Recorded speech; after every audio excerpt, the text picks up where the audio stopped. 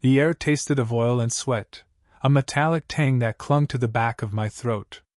A low, guttural thrum vibrated through the steel deck plating, resonating in my bones.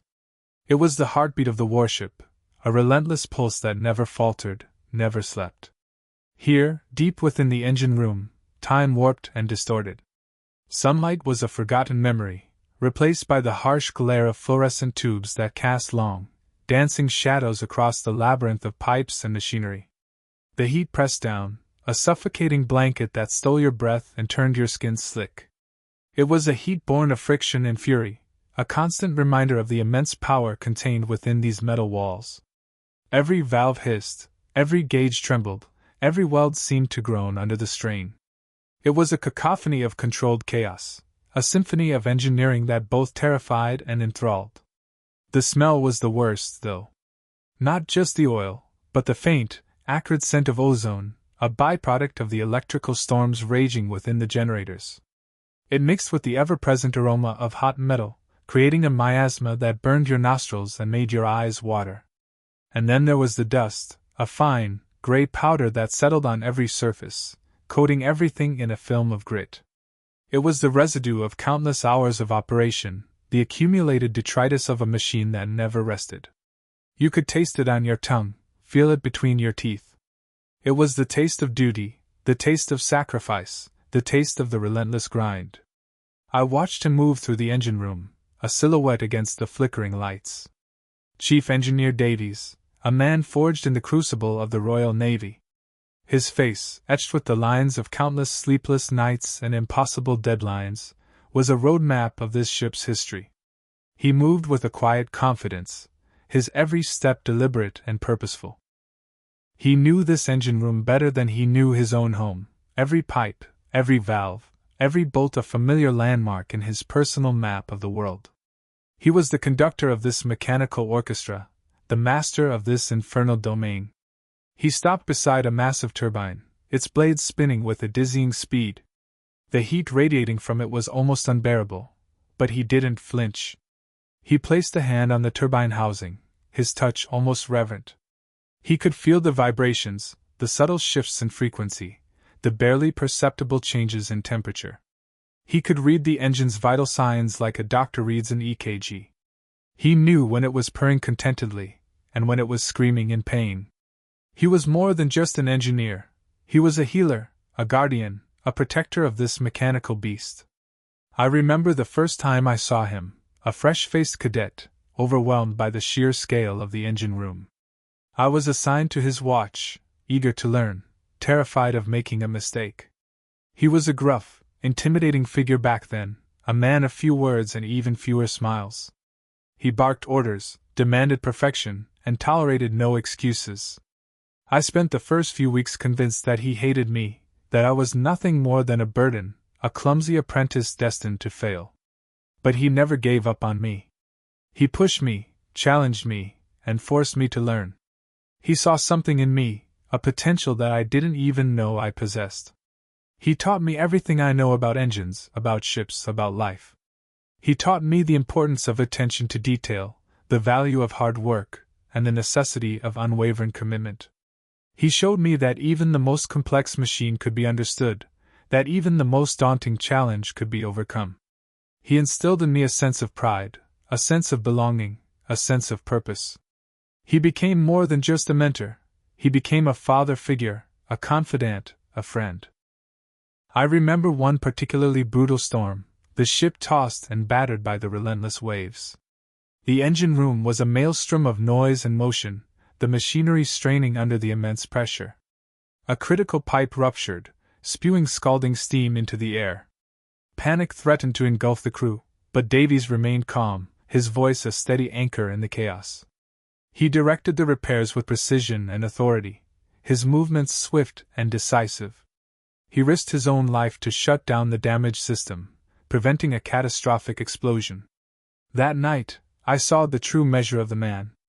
I saw his courage, his selflessness, his unwavering dedication to his duty. And I remember the quiet moments, too. The late-night watches, when the engine room was eerily still, the only sound the gentle hum of the generators. We would talk about everything and nothing, sharing stories, dreams, and fears. He told me about his family, his childhood, his regrets. He revealed a vulnerability that he rarely showed to others. I learned that beneath the gruff exterior lay a kind and compassionate heart. He was a complex man, a man of contradictions, but he was also a man of integrity, a man of honor, a man I deeply respected. He shaped me into the engineer I am today, and for that, I will always be grateful. The scream tore through the engine room, swallowed momentarily by the deafening roar of the turbines before echoing in the confined space. It wasn't a scream of pain, but of pure, unadulterated rage. Petrov, his face contorted into a mask of fury, stood over Dmitri, wrench in hand. Dmitri lay sprawled amidst the pipes, a crimson stain blooming on his coveralls. You betrayed us!" Petrov roared, his voice barely audible above the din. The wrench trembled in his grip.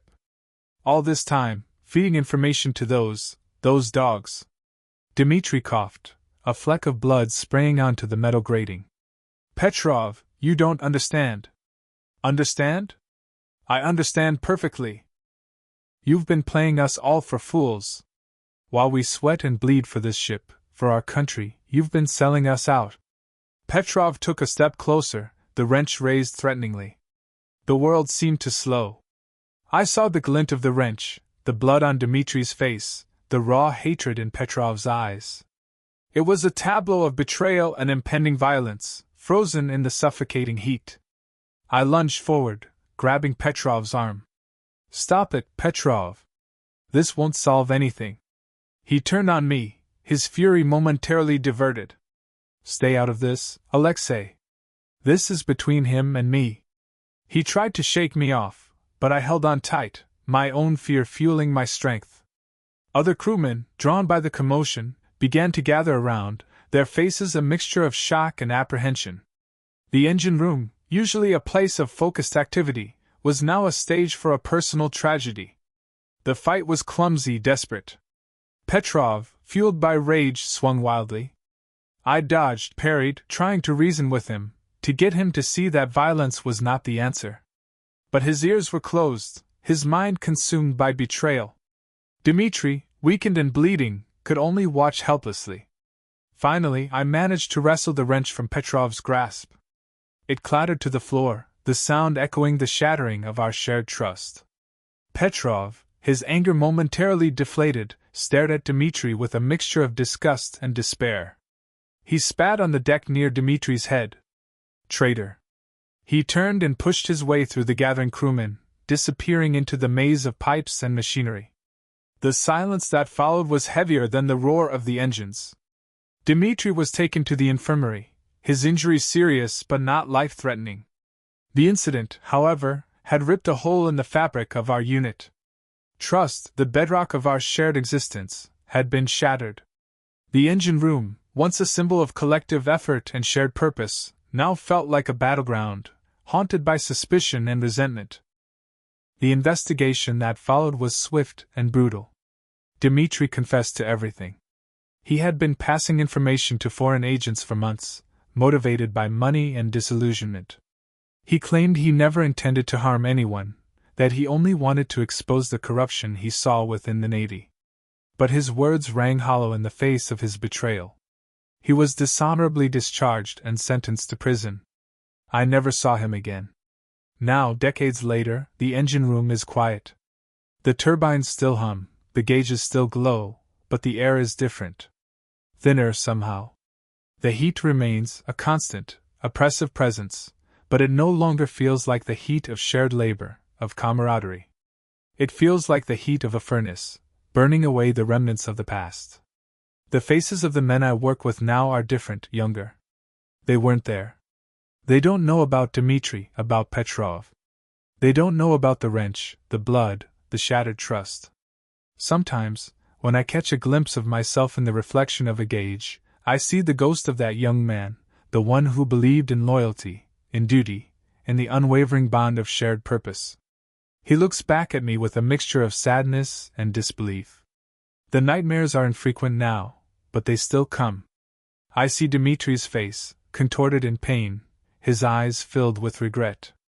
I hear Petrov's scream, echoing through the engine room. I feel the weight of the wrench in my hand, the cold metal against my skin. I wake up in a cold sweat, my heart pounding, the taste of betrayal still bitter on my tongue. I try to forget. I try to focus on the present, on the task at hand.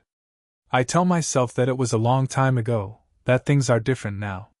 But the past is a stubborn thing. It clings to me like the heat of the engine room, inescapable, relentless. It whispers in my ear, reminding me of the fragility of trust, the darkness that lurks beneath the surface of even the most dedicated souls. I look at the young faces around me, at their earnest expressions, their unwavering commitment. I want to warn them, to tell them to be careful, to be wary. But I know that they wouldn't understand. They haven't seen what I've seen. They haven't felt the sting of betrayal. They still believe in the ideals that I once held so dear. And perhaps that's a good thing. Perhaps it's better to live in ignorance than to be haunted by the ghosts of the past. But I can't shake the feeling that the engine room is more than just a place of work. It's a tomb, a monument to lost innocence, a reminder of the day when the heat turned cold, and the bonds of brotherhood were shattered forever. The metal groans around me, a constant lament. Block 5. The silence that follows is heavier than any explosion. The engine room, once a cacophony of roaring machinery, is now a tomb. Sweat stings my eyes, blurring the image of Davies, his face slack, his eyes staring at something beyond the steel walls. The acrid smell of burnt oil hangs in the air, a morbid perfume. I reach out, my hand trembling, and close Davies' eyes. He was just a kid, really. A kid who loved engines, who could coax a stubborn machine back to life with the touch of his hand. A kid who believed in something. What did he believe in? Duty? Country?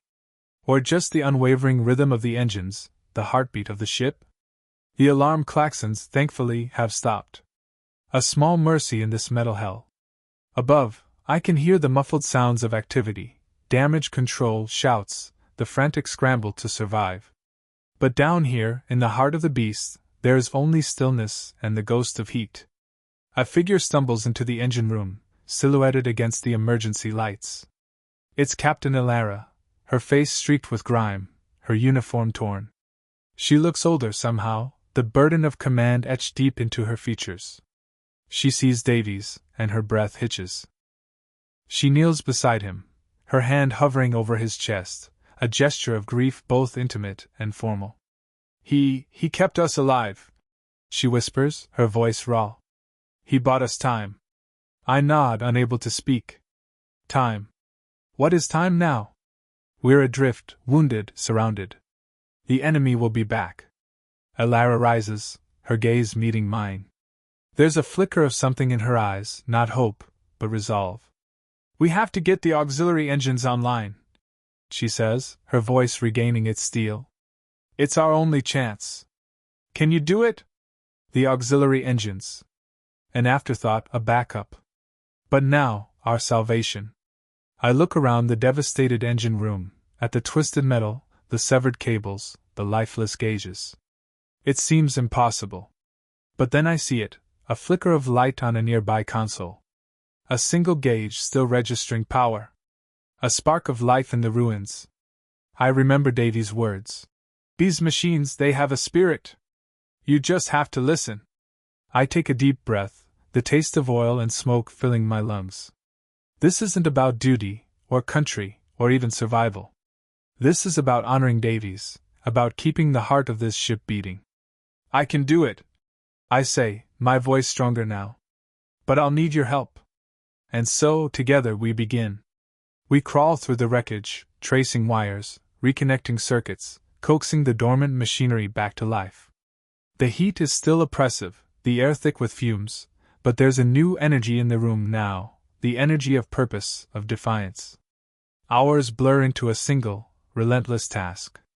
We work in silence, our movements synchronized, our shared grief fueling our determination. Slowly, painstakingly, the auxiliary engines begin to stir. A low hum vibrates through the deck, a faint pulse in the dying heart of the ship. Finally, after what seems like an eternity, the engines roar to life.